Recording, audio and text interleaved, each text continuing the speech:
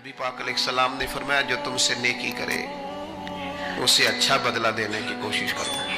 और हुजूर फरमाने लगे अगर बदला देने की ताकत ना हो तो फिर उसके लिए दुआ करो, और इतनी करो इतनी करो इतनी करो मोहसिन के लिए दुआ कि तुम्हें यूं लगे कि तुमने हक अदा कर दिया है। फिर उसके लिए दुआ करो, अपने मोहसिनों का शुक्रिया।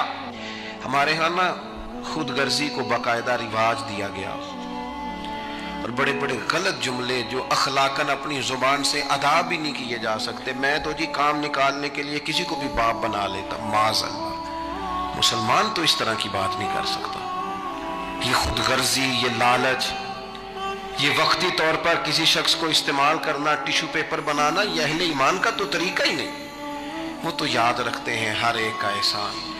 वो तो किसी ने मोहब्बत की हो तो उसका ख्याल रखते हैं। कितने लोग थे इन्होंने हमें सहारा दिया, कितने लोग थे जिंदगी के मोड़ पर किस तरह करके उन्होंने हमारे साथ शफकतें की। मैंने तो कॉलेज में देखा है कि जिनको बिल्कुल दुनियादार नौजवान कहा जाता है और कोई दीनी तारुफ और दीनी वज़ादारी नहीं रखते, वो भी एक दूसरे की फीसें दे रहे होते हैं। वो भी एक दूसरे को कह रहे होते हैं चल यार सैर पे जाना है, चलते हैं। लेकिन किसी की नेकी को याद भी तो रखा जाए। हालात बदलते ही उन्वान भी बदल जाए, थोड़ी सी तब्दीली आते ही इंसान का मिजाज भी बदल जाए। ये एहसान मंदी का ना होना, और अगर कभी होना भी तो वो जज्बाती किस्म की। जैसा मैंने कहा कि एक दो एहसान किसी ने किया वो तो याद रख लिया गया। दूसरी शादी करना बिल्कुल जायज है, कोई उसमें दो राय नहीं। अगर कोई हक अदा कर सकता तो करे। लेकिन नबी पाक अलैहिस्सलाम ने सैयदा खतीजतुल कुबरा की मौजूदगी में दूसरा निकाह नहीं किया। आला हज़रत हज के लिए तशरीफ ले गए तो वहां जितने उलमा उस वक़्त मौजूद थे वो सारे आके बैठ गए, हुजूर हमें हदीस पाक पढ़ा दें, हमें तफसीर के असबात पढ़ा दें, हम शागिर्द बनना चाहते हैं, असनाद ले रहे हैं। अब उस ज़माने में लोग 6-6 माह, साल इससे भी ज़्यादा हरम शरीफ में रहते थे। तो वहाँ कुछ लोगों ने कहा हुजूर इतना अरसा आपको यहाँ रुकना है तो आप यहाँ निकाह कर लें। फरमाने लगे दूसरी शादी जायज़ भी है और मैं उसकी ताकत भी रखता हूँ। लेकिन आला हज़रत फरमाने लगे मेरी अहलिया ने ना तकलीफ़ों में मेरा साथ दिया है, मैं उसे वक्त नहीं दे पाया, दीन के काम में लगा रहा, लेकिन उस खातून ने बड़ी नेक नामी के साथ मेरे साथ ज़िंदगी बिताई है। ये आला हज़रत के लफ्ज़ है। फरमाने लगे मैं ताकत भी रखता हूँ, शरीयत की इजाज़त भी रखता हूँ, लेकिन मैं दूसरी शादी इसलिए नहीं करूँगा कि मेरी बीवी को तकलीफ़ होगी। लेकिन यहाँ जनाब हालात बदले नहीं तो उन्वान बदला नहीं। मैंने कहा है कि नाजायज़ नहीं कह रहा मैं इसको किसी मकाम पर भी, लेकिन कुछ चीज़ें ऐसी हैं जिसको आगे बढ़कर हम सीरत और सवाने से ले सकते।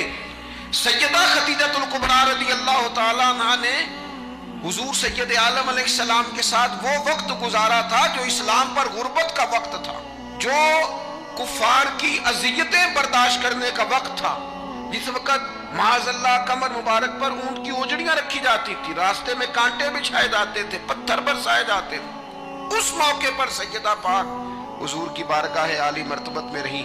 हुजूर की हर ज़ौजा की क्या शान है।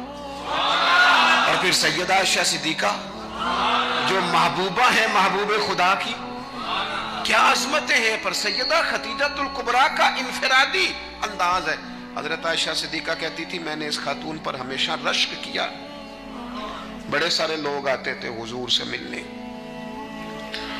लेकिन दरवाजे पर एक खातून बोली, जनाबे हाला बिनते खौलत, दरवाजे पर खातून बोली, इजाजत मांगी अस्सलामु अलैकुम के बाद में आ जाऊं। तो सैयदा आयशा सिद्दीका फरमाती है महबूब ने झट से चेहरा मुबारक उठाया, फरमाया ये तो हाला की आवाज है, ये तो खतीजा की बहन है। ये देखो कितनी आवाज मिलती है, तो खतीजा की बहन है, हाला की, जल्दी से बुलाओ। कहते वो आ गई, बैठी, चली गई। मैंने अर्ज की हुजूर अल्लाह ताला ने आपको बड़ी बेहतर अज़वाज दी है, पर उस खातून का बड़ा जिक्र करते हैं। तो सैयदा कहती है देखते देखते ही हुजूर के आंसू छलके, देखते देखते ही रुखसारों से वो नूर भरी लड़ी मुबारक दाढ़ी के करीब आने लगी।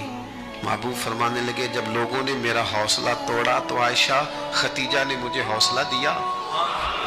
कहा लोगों ने मेरा इनकार किया, वो मुझ पर ईमान लाई। लोगों ने मुझे झुठलाया, उन्होंने मेरी तस्दीक की, और फिर कहा अल्लाह ने मुझे जो औलाद दी वो भी खदीजतुल कुबरा के बदन से दी। वला तनसबुल फदल बैनकुम, आपस में एक दूसरे के एहसान भुला ना दो। वो जिसने एक मौके पर जब तुम कर्ज में उलझ गए थे तुम्हारे साथ नेकी की है, वो तुम्हें सारी जिंदगी याद रही। और जिन भाइयों ने, जिस अहलिया ने, जिन दोस्तों ने, माँ बाप ने, करीबी अजीजों ने जिंदगी तुम्हारे नाम कर दी, वो तुम्हें भूल गया एक मिनट में। अपनी जिंदगी एहसान मंदी वाली हो, उसमें हजरत अबू बकर सिद्दीक रदी अल्लाह ताला उन्होंने ना बड़ा करीम महबूब का साथ दिया। एक मौके पे नहीं, दर्जनों मौके पर हुजूर ने फरमाया मैंने सब की नेकियों के बदले दे दिए। अबू बकर का बाजू थाम के ले जाऊंगा, रब ही इसे अजर अता करेगा। हजरत सिद्दीक अकबर रदी अल्लाह ताला अन्हु की उन बातों को मेरे करीम ने हमेशा, बल्कि हजरत उमर कहते हैं मेरी और जनाब सिद्दीक अकबर की किसी बात में शकरंजी हो गई थी, और जनाब सिद्दीक हुजूर के पास चले गए और जाकर के अर्ज किया कि या रसूल अल्लाह सल्लल्लाहु तआला अलैहि वसल्लम ये मामला हो गया है। हजरत सैयदना अबू बकर सिद्दीक की बात सुन के हुजूर खामोश हो गए। हजरत सिद्दीक ने अर्ज की हुजूर मैंने कहा भी था, अर्ज भी की थी, लेकिन उमर फारूक माने नहीं। ये अगर कोई भाई माजरत करे तो उसकी कबूल कर लेनी चाहिए। हमारे यहाँ ना एहसास होने पर मिन्नतें करते देखे हैं मैंने भाई,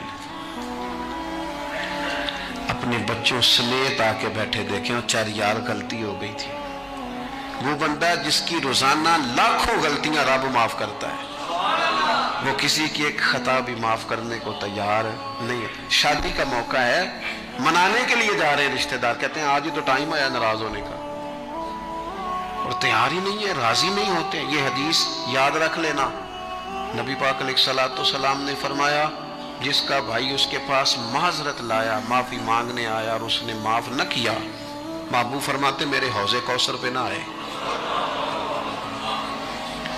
यहां ना आए।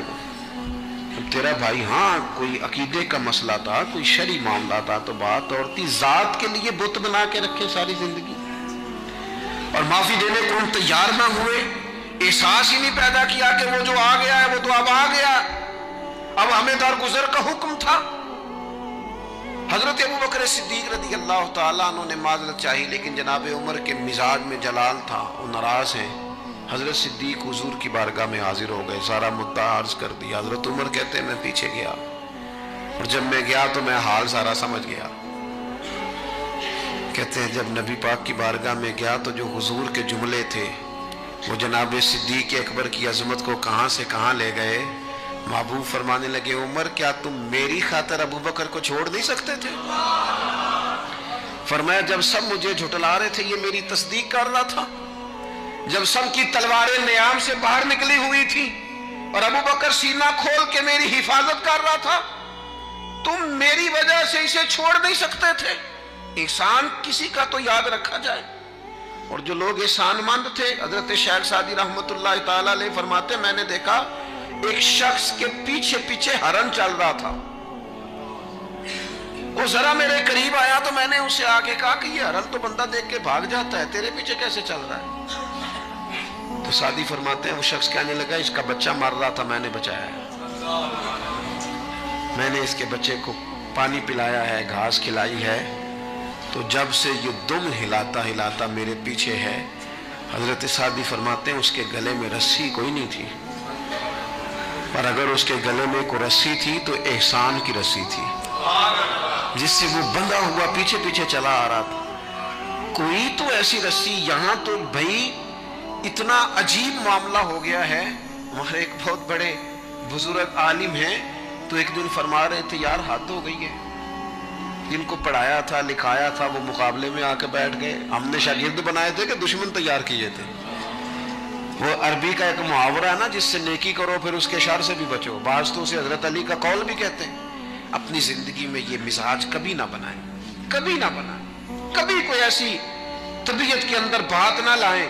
लोग मुख्तलिफ लोगों के बारे में नाम लेके ठट्ठा करते हैं माज़अल्लाह, और बड़ी बड़ी बातें सुनाते हैं। एक खान साहब से मेरी मुलाकात हुई कुछ अर्सा पहले, تو ایک انتہائی غریب آدمی کے گھر میں نے انہیں ڈیوٹی کرتے دیکھا، تو میں نے کہا اب یہاں ڈیوٹی کرتے؟ کہنے لگے یہ ہمارے صاحب بڑے امیر ہوتے تھے، غریب ہو گئے، سب چھوڑ گئے، حالات کا تغیر بدلا۔ تو میں نے کہا آپ کیوں نہیں چھوڑ کے گئے؟ کہنے لگے کیا کروں، مجبوری ہے، نمک خار ہوں، ان کے گھر کا نمک کھایا ہے، اب حالات کے تغیر اصلہ نال جے نیکی کریے، وہ نسلاں تاک نہیں بھول دے۔ تو وہ میرے دوست کہنے لگے میں نے اسے 20 دفعہ کہا ہے کہ تو چلا جا، سب چلے گئے اور میرے پاس گنجائش بھی نہیں، لیکن یہ کہتا ہے یہیں روٹی کھائی ہے، جب راج کے ملتی تھی تب بھی کھاتے تھے، اب ایک ملتی آدھی کھائیں گے، رہنا یہیں پہ ہے۔ احسان مندی کا مزاج، اور بالخصوص اپنے قریبیوں کے بارے میں، اپنے اہل خاندان میں سے قریبیوں کے بارے میں احسان مندی کا مزاج بنائیں۔ اپنی طبیعت سے ناشکری، اپنی طبیعت سے رشتوں کو توڑنا، اپنے مزاج سے اپنے قریبیوں کے احسانات کو بھول جانا، اس سے باہر آئیں۔ اپنے اساتذہ کے لیے جذبات پیدا کریں۔ اعلیٰ حضرت رحمت اللہ علیہ فرماتے ہیں استاد بدرجے باپ کے ہے، اور اس استاد سے کون مراد ہے؟ شیخ مرشد بھی اسی میں داخل ہے، جس سے ہم تربیت لیتے ہیں، جس کی وجہ سے اللہ ہمیں کوئی خیر نصیب کرتا ہے، جس کی بات سے کچھ سیکھتے ہیں، وہ بھی اس میں داخل ہے۔ فرماتے ہیں ان کا حق ہے، اور جو حق والے تھے انہوں نے حق اس طرح سمجھا کہ حضرت مولا علی شیر خدا فرماتے ہیں میرا استاد اگر چاہے تو مدینے کے چوک میں کھڑا کر کے مجھے بیچ دے، میں بک جاؤں گا، لیکن اس کے حق سے میں پیچھے نہیں ہٹوں گا۔ دل اگر صاف نہ ہو تو بھی مالک نیکیاں قبول نہیں کرتا۔ پاک ہوئے تے پاک ہی ملدا ہی، تے بنا پاکوں پاک نہیں ملدا۔ اے سارے وجود دے تون دے نالوں اکو تولا ٹکڑا دل دا۔ یہ جو پاکیزگی ہے نا دل کی، یہ نہ ہو تب بھی نیک اعمال اس کی بارگاہ میں قبول نہیں ہوتے۔ نیک اعمال کی قبولیت کے لیے دل کا صاف ہونا، کشادہ ہونا، کھلا ہونا، یہ بھی ضروری ہے۔ دل میں بوجھ ہو، عداوت ہو، حسد ہو، لوگوں کے لیے کینہ بھرا ہوا ہو اور اعمال قبول ہو جائیں نہ۔ اس کریم کے کچھ فیصلے ہیں، وہ اعمال کی قبولیت کے آداب بتاتا ہے۔ وہ کہتے ہیں میری مرضی سے کرو گے تو میں قبول کروں گا۔ حدیث پاک آپ کو صحیح مسلم میں ملے گی۔ نبی پاک صلی اللہ تعالی علیہ وسلم فرماتے سوموار اور جمعرات والے دن لوگوں کے اعمال اللہ کی بارگاہ میں پیش کیے جاتے۔ دو مسلمانوں کے، دو بھائیوں کے اعمال رب کی بارگاہ میں پیش کیے جاتے ہیں۔ اعمال ہیں، نیک اعمال ہے، نیکی ہے، نماز ہے، روزہ ہے، حج ہے، زکوٰۃ ہے، صدقات ہے، وہ نیک اعمال اللہ کی بارگاہ میں جمعرات اور پیر کو پیش کیے جاتے ہیں۔ رب کریم فرماتے ٹھہر جو ذرا ان کے اعمال کو روک دو۔ یا اللہ کیوں؟ فرمائے اس لیے کہ ان کے آپس میں نا دلوں میں نفرت ہے، گھٹن ہے، عداوت ہے، ان کو ذرا مہلت دو، یہ پہلے صلح کر لیں پھر ان کے اعمال بھی قبول کر لیں گے۔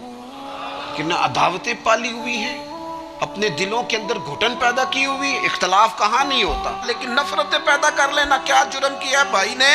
کون سا کفر کر بیٹھے ہیں رشتہ دار؟ کون سی ایسی بات نکل گئی ہے جو زندگی کے ناطے توڑ کے بیٹھ گئے ہم؟ رب کہتا ہے نہیں قبول ہوں گے ابھی اس کے اعمال، روک دو جب تک یہ آپس میں صلح نہ کر لے۔ مسجد میں بھی پابندی سے آؤ، فجر کی جماعت بھی نہیں چھوٹنی چاہیے، جمعے والے دن بھی وقت پہ آؤ، لیکن اگر قبولیت کرانی ہے تو 20 منٹ نکال کے نا اس رشتہ دار کے گھر بھی چلے جاؤ جس سے ناراضگی چل رہی ہے، تھوڑا سا نا ادھر بھی ایک چکر لگاؤ، اس لیے کہ وہ کہتا ہے قبول ہی تب کرنا۔ 17 رمضان مبارک کو جنگ بدر ہوئی۔ نبی پاک علیہ السلام نے فرمایا رب کریم نے بدریوں سے وعدہ کر لیا ہے جو جو بدر میں شریک ہوئے، اللہ نے وعدہ کر لیا ہے رب سب کو جنت عطا فرمائے گا۔ اہل بدر میں سے کوئی شخص آتا نا تو صحابہ اٹھ کے اس کا استقبال کرتے۔ بدر کے لوگوں نے جب کہا نا شہدائے بدر اور شہدائے احد کو فلاں فوت ہو گیا، فلاں مر گیا، تو اللہ نے کہا وَلَا تَقُولُوا لِمَن يُقْتَلُ فِي سَبِيلِ اللَّهِ أَمْوَاتٌ، خبردار تم نے مردہ کہنا بھی نہیں، جائے میرے رستے میں ابھی اسے مردہ کہا جائے، بل احیاء، بلکہ وہ زندہ ہیں، وہ زندہ ہیں۔ تم شعور نہیں رکھتے ان کی زندگی کا تو تم نے مردہ کہہ دیا، وہ تو زندہ ہے۔ میرے دوست جتنے بھی لوگ اسلام میں حضرت عمر فاروق کہتے ہیں میں حضرت صدیق اکبر کے پاس بیٹھا تھا تو ایک خاتون آ گئی دربار خلافت میں کسی کام سے، تو حضرت سیدنا ابو بکر صدیق نے اپنے کندھوں سے چادر اتاری، اس چادر کو زمین پہ بچھایا، اس بیٹی کو، اس خاتون کو اپنی چادر پہ بٹھایا۔ تو حضرت سیدنا عمر کہتے ہیں میں نے کہا اللہ نے آپ کو اتنی شانوں سے نوازا ہے، انبیاء کے بعد آپ سب سے افضل ہیں، اور آپ اپنی چادر کس کے لیے بچھا رہے ہیں؟ کون ہے آخر یہ خاتون؟ تو حضرت ابو بکر صدیق فرمانے لگے حضرت سعد بن ربیع رضی اللہ تعالیٰ عنہ نے میدان احد میں حضور کے قدموں میں جان قربان کی تھی۔ میں نے کہا ہاں، کہنے لگے یہ اسی سعد بن ربیع کی بیٹی ہے، یہ آج آئی ہے۔ اور ہمارے ملک میں کیا ہوا؟ کبھی پلٹ کے دیکھنا شہداء کے خاندان کس کیفیت میں، کبھی پلٹ کے دیکھنا سرحدوں پہ جان دینے والوں کے بچوں کی کیفیت کیا ہے۔ کبھی کسی تقریب میں بلا لیا جاتا ہے، دو جملے کہہ دیے جاتے ہیں، کوئی ایک آدھ میڈل بھی دے دیا جاتا ہے، لیکن کبھی پلٹ کے دیکھنا ان کی کیفیات کیا ہیں، ان کا خیال رکھا، ان چیزوں کو غور کیا گیا۔ کسی نے اگر کسی مقام پہ کوئی نیکی کی تو اس نیکی کا اعزاز رکھا گیا۔ میں نے تو اپنی زندگی میں دیکھا ہے، بڑا چھوٹا آدمی ہوں لیکن میں نے دیکھا ہے دین کا کام آپ تھوڑا کرتے ہیں، رب آپ کو اجر اتنا عطا کرتا ہے، اتنا عطا کرتا ہے کہ انسان شرمندگی میں پانی پانی ہوتا جاتا ہے کہ یہ تو بالکل میری اوقات ہی نہیں تھی، یہ تو کیفیات ہی نہیں تھی، یہ اس مسجد کے نقشے کی جب بات چل رہی تھی تو نقشہ منظور کرنے والوں میں سے ایک صاحب نے مجھے کہا اتنی بڑی مسجد بنا رہے ہیں تو وہاں تو آبادی کوئی نہیں، تو اتنی بڑی مسجد بنا رہے ہیں تو لوگ کہاں سے آئیں گے؟ تو میں نے کہا ہمیں تو پہلے بھی نہیں پتا کہاں سے آتے ہیں۔ وہ کہنے لگے نہیں پھر بھی کوئی اندازہ تو ہو۔ میں نے کہا کہ چلے مسلمان پر ویسے ہی اعتبار کرنا چاہیے، تو میں تو ویسے ہی پگڑی داڑھی والا ہوں، سچ بتاتا ہوں مجھے نہیں پتا کہاں سے آئیں گے، پر امید ہے کہ آ جائیں گے۔ اب جو آ رہے ہیں وہ مجھے صرف ایک ہی بات کہہ رہے ہیں تہاڈی جگہ تھوڑی ہے، اے جگہ ذرا بدا لو۔ میں نے کہا ذرا ٹھہر جاؤ، جو چیزیں ہو رہی ہیں ان کو ذرا مینج کر لیں۔ دیکھو اللہ تبارک و تعالی، اللہ کا رسول دین کسی کا قرض نہیں رکھتا، ہمارے مخلص ہونے میں دیر ہوتی ہے، ہم اور جلدی شکوہ کرتے ہیں اپنی زبان پہ، اللہ تعالی ہمیں معاف فرمائے۔ بعض اوقات نہ چاہتے ہوئے کچھ ایسی باتیں آ جاتی ہیں جن میں بعد میں شرمندہ ہوتے ہیں، یار یہ جملہ کیوں کہا، دین تو بڑا اعزاز دینے والا۔ اپنے محسنوں کا شکریہ ادا کریں۔ آپ یقین کریں میں نے زندگی میں ایسے اساتذہ دیکھے جن کا مقصود تنخواہ لینا نہیں تھا، پڑھانا تھا، اور انہوں نے جیب سے خرچ دے کے بچوں کو پڑھایا، دل لگایا، جدوجہد کی۔ ایسے مشائخ دیکھے جنہوں نے وارفتگی کے ساتھ لوگوں کو دین کی طرف قائل کیا۔ اب نہ زمانے میں تکلف پیدا ہو رہا ہے، اب طبیعتیں احسان مند نہیں رہی۔ بچے اپنے ماں باپ سے جب یہ کہیں کہ آپ نے ہمارے لیے کیا ہے، اور جب شاگرد اٹھ کے اپنے استاد سے کہیں کہ اگر پڑھایا ہے تو فیس نہیں لی، مفت پڑھایا ہے۔ اگر کوئی بیوی اٹھ کے اپنے خامن سے کہہ دے، نبی پاک علیہ السلام نے فرمایا، بخاری میں موجود ہے، کہ ساری زندگی تم عورت کے ساتھ نیکی کرتے ہو لیکن تمہارا ایک عیب دیکھتی ہے تو وہ کہتی ہے میں نے تو کبھی تم میں کوئی بھلائی دیکھی نہیں، یہاں تو سکھ پایا ہی نہیں۔ فرمایا اس بنیاد پر کثرت سے عورتیں دوزخ میں جائیں گی۔ اور اگر وہ خاتون جس نے سارے دکھ سکھ دھوپ چھاؤں خامد کے ساتھ گزاری، اگر خامد اسی کو اٹھ کے تانا زنی کرے اور اس کے دو ایک کاموں کو بنیاد بنا کر کے یہ چیز نہیں ملی، یہ کپڑا وقت پہ استری ہوا نہیں ملا، اس کی زندگی کی ساری نیکیوں کو توڑ کے رکھ دے، یہاں تک کہ اس کے ماں باپ کے بارے میں بھی کمزور جملے کہے، تو اللہ کا قرآن کہتا ہے وَلَا تَنْسَوُا الْفَضْلَ بَيْنَكُمْ، آپس میں ایک دوسرے کا احسان بھول نہ جایا کرو۔ تھوڑا سا احسان مند رہیں، تھوڑا سا چیزوں کو سمجھیں، تھوڑا غور کریں۔ اگر یہ مزاج میں بات پیدا ہو جائے تو زمانے میں قرار آئے گا، ہم ایک دوسرے کی قدر کا احساس ہوگا، مل کے رہنا ہم پسند کریں گے، ہمارے اندر وہ چیزیں آئیں گی۔ یہ ادارے بنتے ہیں، یہ چلتے ہیں، لوگ آتے ہیں، میرا ہی نام ہے، مجھے ہی لوگ جانتے ہیں، میرا ہی تعارف ہوتا ہے، لیکن میں تو ابھی آیا ہوں، تو جس نے یہاں میرے آنے سے پہلے صفیں بچھائی ہیں وہ بھی تو بڑا قیمتی آدمی ہے نا، جس نے جھاڑو دیا اس کی بھی تو بڑی بات ہے نا۔ جو میں چلا جاؤں گا اپنے معاملات میں، جہاں مجھے مزید سفر کرنے نکل جاؤں گا تو یہاں ڈیوٹی کریں گے، یہاں سے چیزیں اٹھائیں گے، ان کی بھی تو بڑی بات ہے نا۔ لیکن ہم احسان ماننے کو تیار، یعنی سو رہے ہیں سیٹھ صاحب گاڑی میں، پیر صاحب، علامہ صاحب سو رہے ہیں، ڈرائیور گاڑی چلا رہا ہے، وہ سویا ہوا پتہ نہیں کتنی دیر ہو گئی، ایک ذرا جگہ کسی جگہ بریک لگ گئی ہے تو آنکھ کھلتے کہتا ہے دھیان نہ چلا، او بھائی تو سویا ہوا تھا۔ اس کی نیکی سمجھ جس نے ساری رات تجھے سفر کرایا ہے اور یہاں تو تلخ ہو گیا صرف ایک بات پر۔ احسان مندی کا مزاج نہیں۔ مطعم بن عدی ایک سردار تھا قریش کا، یہ بات نا، یہ ایک میں پڑھتے میں بدر کو پڑھ رہا تھا دراصل، یہ ایک بات میں نے پڑھی تو یہ سارا عنوان ہی میں نے بدل دیا، میں نے کہا بات ہی اس پہ کر دی۔ ایک شخص کا ذکر آیا بدر میں، مطعم بن عدی کا، کافر ہے، مسلمان نہیں ہوا، بدر میں اس کا ذکر آیا۔ ذرا دیکھیے ذکر کیسے آیا۔ نبی اکرم صلی اللہ تعالی علیہ وسلم جب طائف سے واپس آئے نا، تو جب کوئی شہر سے جاتا تھا واپس آتا تھا تو کسی کی پناہ میں آتا تھا تاکہ پھر کوئی اسے تکلیف نہ دے، اس دور کا رواج تھا۔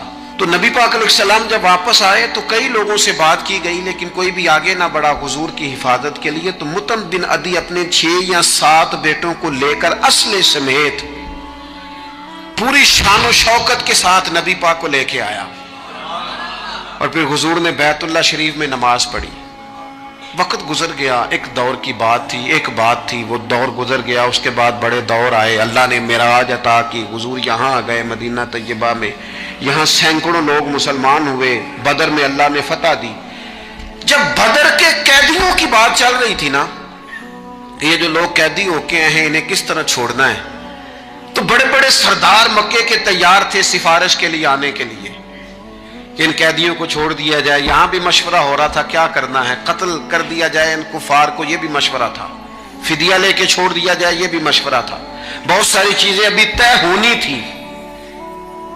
تو ان ساری باتوں کے بیچ اچانک کیفیت بدلی۔